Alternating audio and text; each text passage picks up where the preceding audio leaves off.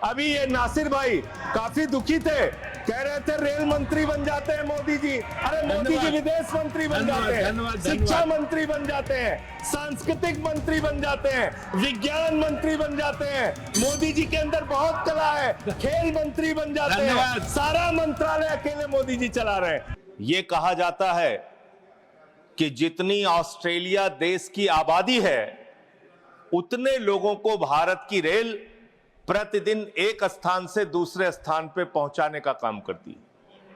इतना बड़ा क्षेत्र है मान्यवर, रेलवे का क्षेत्र। हमारे साथियों ने भी कहा कि इसके लिए पहले अलग से बजट आता था, सबको इंतजार होता था, नई ट्रेनों की घोषणाएं होती थी, क्या क्या रेल के अंदर बदलाव किया जाता था, मंत्री जी बताते थे कितने कर्मचारी रखे जाएंगे, इसकी घोषणाएं होती थी, पूरे देश को इस बात का इंतजार होता था। लेकिन अब आप आम बजट के साथ रेलवे का बजट लेके आते हैं, हालत क्या बना दी। बातें तो बड़ी बड़ी होती है, Vande Bharat train, bullet train, प्रधानमंत्री जी ने कहा था बुलेट ट्रेन चलेगी मुंबई से अहमदाबाद तक। बुलेट ट्रेन चला रहे हैं लोग। बुलेट ट्रेन तो छोड़िए, जानवरों की तरह इंसान को रेलवे के अंदर ले जाया जा रहा है, एक जगह से दूसरी जगह तक। शर्म आती है, वो दृश्य देख के शर्म आता है मान्यवर। जब हमने देखा कुंभ के मेले के अंदर ट्रेन के डिब्बों को तोड़ने का दृश्य देखा, एसी डिब्बों को तोड़ तोड़ के लोग अंदर घुस रहे थे, जानवरों की तरह लोग एक जगह से दूसरी जगह तक जा रहे थे। आम इंसान की जिंदगी में सिर्फ मरना लिखा हुआ है। कभी रेलवे के ट्रैक पर मरना है, कभी एक ट्रैक पे दो ट्रेनें चल रही हैं, टकराना है, एक्सीडेंट में मरना है, तो कभी दिल्ली के अंदर भगदड़ में लोगों की जान चली जाती है। आम इंसान की जिंदगी में मरना लिखा हुआ है। और रेलवे के कर्मचारी, गैंग्समैन मेरे पास आए थे मिलने के लिए। सर, उन लोगों का यह कहना था रेलवे ट्रैक पे काम करते हुए एक्सीडेंट हो जाता है, उसमें भी उनकी जान जाती है। यह हालत हो गई है रेलवे की आज। और रेलवे के बारे में सीएजी की एक बहुत गंभीर रिपोर्ट है।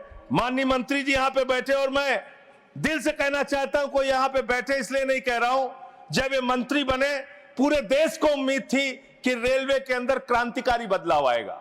यह उम्मीद थी कि एक तकनीक के जानकार, एक पढ़े लिखे, एक शिक्षित योग्य मंत्री बने देश के अंदर, वो बदलाव लेके आएंगे। लेकिन रोज एक्सीडेंट पे एक्सीडेंट। जितना ट्रेन की पटरी पे ट्रेन नहीं चलती, उससे ज्यादा ट्रेन के बाहर, पटरी के बाहर ट्रेनें चल रही हैं। यह अव्यवस्था का आलम है कि यहां भगदड़ से लोगों की मौत हो गई, मंत्री जी को पता तक नहीं था। इसका मतलब इनके कर्मचारी, इनके अधिकारी इनको बताते भी नहीं कि इतना बड़ा हादसा हो गया। इसी दिल्ली में लोगों की मौत हुई। सर, मैं सीएजी की रिपोर्ट एक आई रेलवे के बारे में, उसके बारे में अपनी बात कह के अपनी बात खत्म करूंगा। 2604 करोड़ रुपए, 2604 करोड़ रुपए की गड़बड़ी रेलवे में पकड़ी गई।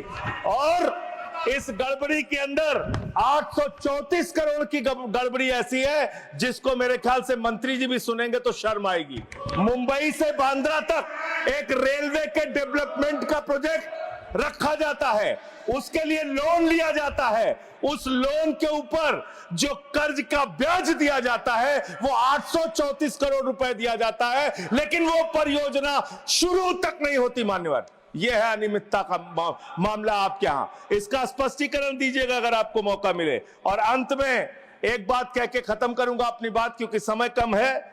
मान्यवर, हम लोगों ने एक फिल्म देखी थी बहुत पहले, सारी दुनिया का बोझ हम उठाते हैं, लोग आते हैं, लोग जाते हैं, हम वहीं पे खड़े रह जाते हैं।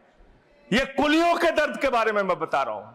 कुलियों के संगठन के लोग मुझसे मिलने के लिए आए थे 3 दिन पहले मान्यवर, और पूरे देश में 19,000 कुली हैं जिनको उस समय की 2009 के अंदर उनके लिए घोषणा की गई थी कि उनके बच्चों को नौकरी दिया जाएगा, उनको गैंग्समैन की नौकरी दिया जाएगा। लेकिन आज उन कुलियों की हालत यह हो गई है कि रेलवे के प्लेटफॉर्म पे ई रिक्शा चलते हैं, रेलवे के प्लेटफॉर्म पे वाहन चलते हैं जिसमें सामान ढोने के लिए यात्रियों को एक प्लेटफॉर्म से दूसरे प्लेटफॉर्म पे पहुंचाने के लिए वहां पे वाहन मौजूद हैं। जाहिर सी बात है पैसेंजर उसका इस्तेमाल करेंगे।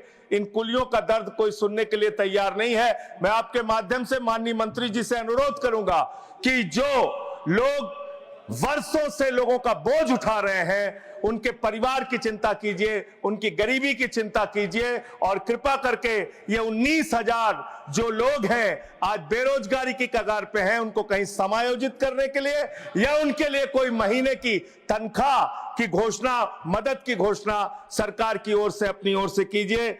और अंत में यही बात कह के अपनी बात को समाप्त करूंगा कि आज पूरे देश को इंतजार है इस बात का कि कब ये दुर्घटनाएं रुकेंगी।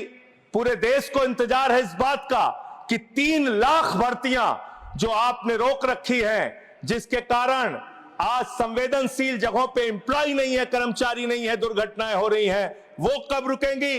और रेल की पटरियों को ठीक करने का काम जिस पे आप 180 किलोमीटर 160 किलोमीटर की स्पीड की ट्रेनें चला रहे हैं, वो रेलवे की पटरियां कब ठीक होंगी मान्यवर। ये सरकारी पटरी से उतर गई है इस सरकार के। और अभी ये नासिर भाई काफी दुखी थे, कह रहे थे रेल मंत्री बन जाते हैं मोदी जी। अरे मोदी जी विदेश मंत्री बन जाते हैं, शिक्षा मंत्री बन जाते हैं, सांस्कृतिक मंत्री बन जाते हैं, विज्ञान मंत्री बन जाते हैं। मोदी जी के अंदर बहुत कला है, खेल मंत्री बन जाते हैं। सारा मंत्रालय अकेले मोदी जी चला रहे हैं।